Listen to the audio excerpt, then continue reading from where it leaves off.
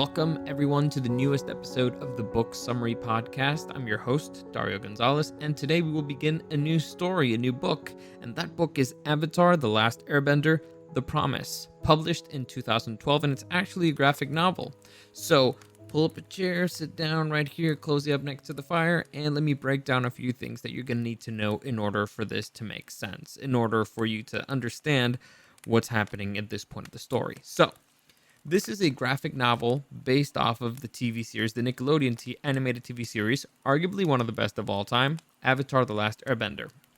And it was published in 2012 because after the original series ended, fans wanted to see more of these characters. The characters were great, and the world still had a lot of potential for growth.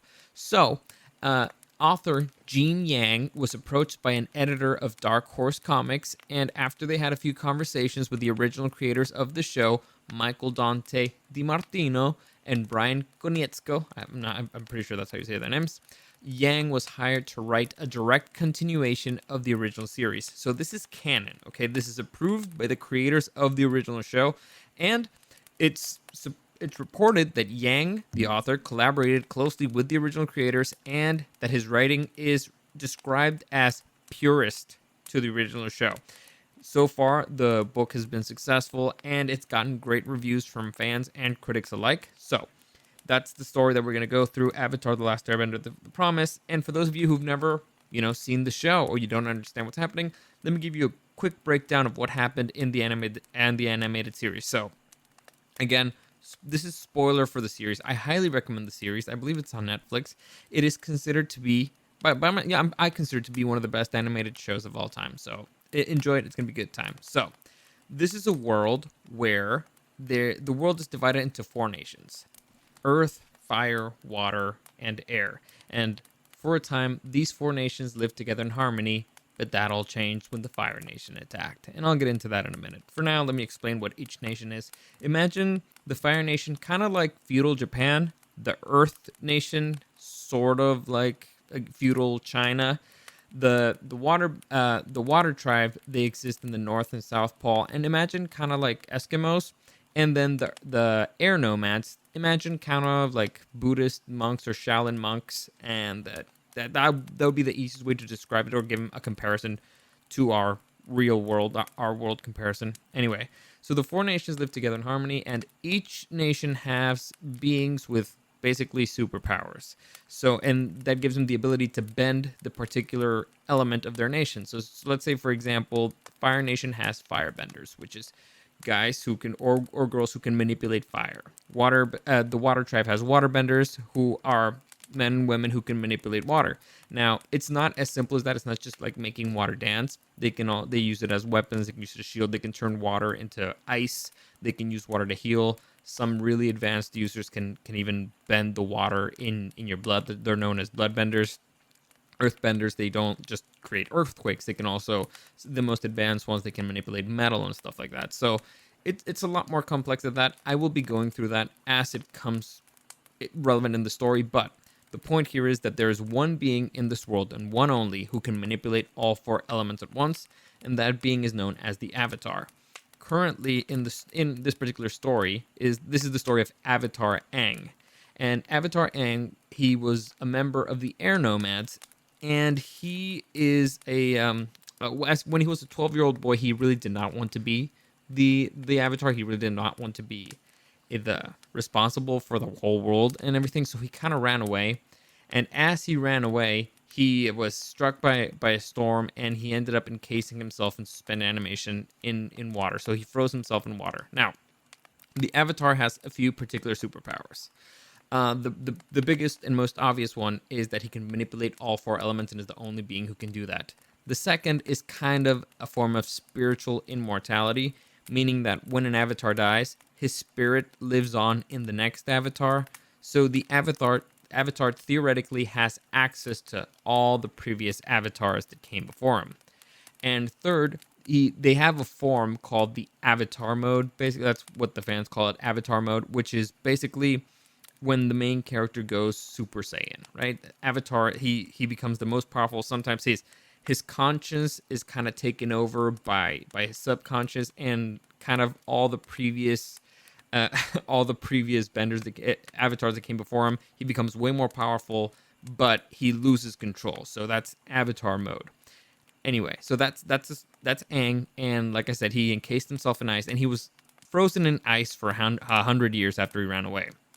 Now, after he ran away, the Lord of the Fire Nation, his name was Sosin, decided to attack the air nomads. Now, the reason he attacked the air nomads is because he knew that the next avatar was going to be a part of the air nomads, and he kind of betrayed slash got the previous avatar who was a firebender killed, and so he decided, all right, I'm gonna get rid of the avatar in general. So I'm just gonna attack the air nomads, and I'm gonna create a genocide. So he flat out he attacked them and flat out killed pretty much all the airbenders left in the world. Now the end declared a war on everybody else. Decided the Fire Nation were expanding. It's an aggressive expansion, and they started taking over parts of the Earth Kingdom, parts of the Water Tribes, and stuff like that. So it all began with the extermination of the Water Tribe. So that's why this story is called Avatar: The Last Airbender, because Aang is literally the last airbender left on Earth. Not he's the Avatar, but he's the only person left who can actually bend air. Anyway, so 100 years pass since Avatar, was frozen, and he was discovered near the South Pole by a brother and sister named Katara, who's a waterbender, and Sokka, who's kind of just a hunter and all-around goof. Both good people, but So Sokka's the comic relief, Katara's the actual useful one there.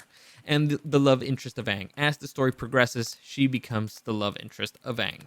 Aang is also accompanied by two of his pets, friends, companions, you could say. The first one is Momo, who is, imagine like a flying monkey. Like, you ever seen a flying squirrel? Imagine that, but in monkey form. And to be more specific, a lemur. So if you ever saw Sabumafu, that's imagine Sabumafu, but with imagine like flying squirrel wings. That's the best way I can describe it. A winged lemur. And the second one is Appa.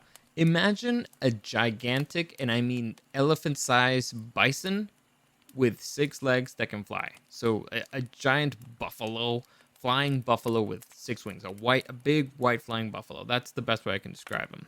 Now, as far as Avatar Aang goes, he's, like I said, he is an airbender. He's a member of the Air Nomads. And so he looks, imagine, kind of like a 12-year-old Shaolin monk, bald head, and he has a blue arrow pointed downwards tattooed on his head.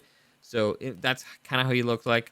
The brother and sister Katara and Sokka, imagine a couple of Eskimos. Now, they set off on the adventure to try to save the world because Katara and Sokka just discovered the Avatar, and it's like, hey, we kind of need you to fix everything here because the Fire Nation is killing us. So, they're attacking everybody. So they embark on this mission to save the world, right? To stop the Fire Nation.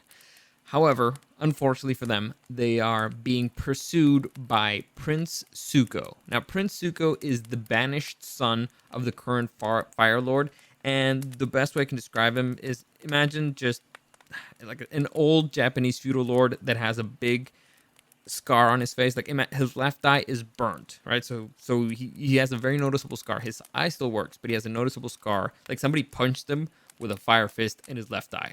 Imagine that. Anyway.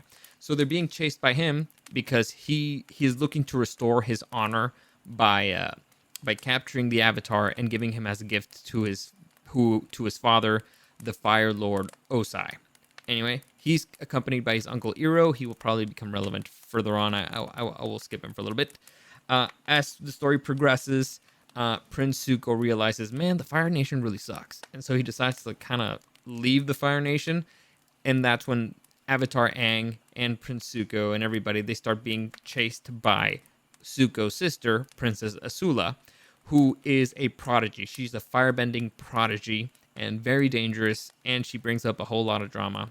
Anyway, she'll probably become important in the story later on as well. They are also accompanied. As the story progresses, Aang needs to learn how to use the other bending abilities because he's mastered airbending, so he needs to learn how to use waterbending, which is why he goes with the Water Tribe, and he needs to learn earthbending. For earthbending, he finds as her master a girl named Toph Beifong. she is also a prodigy, an earthbending prodigy, and she's blind. She's a 12-year-old girl who's blind and a prodigy. She becomes her his earthbending master. I'm sorry. Anyway, like I said, he encounters the issue of having to learn how to become a firebender and how to bend fire. And the one who ends up taking up his role as his teacher is none other than Prince Zuko, who has a change of heart and again remembers, the Fire Nation kind of sucks. So those are the main characters up to this point. The way that story ends, by the way, is the Fire Nation is in the middle of an all-out attack against the Earth Nation. And so Aang is struggling with an issue because at this point he kind of learns how to use his powers, and he's struggling with himself because he was raised by the monks to respect life, but he knows that the only way that he could end the war is by actually killing the Fire Lord Ozai, who's like this really evil dude. Anyway, long story short, Aang fights Fire Lord Ozai. He ends up winning, and he uses his avatar powers to strip Ozai of his firebending ability. So he gets captured.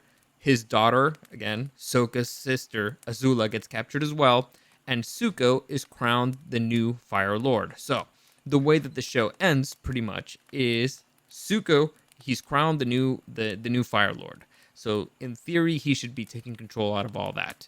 Aang takes up his role as the Avatar to bring balance to the world.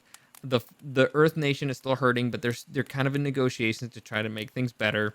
And the Water Nation, they took a serious hit, but again, they survived the attack by the Fire Nation. So the world's still in a bit of chaos, and fans wanted more. We wanted to know, hey, what happens next? I mean, they still got a job to do, right? Their story can't end there.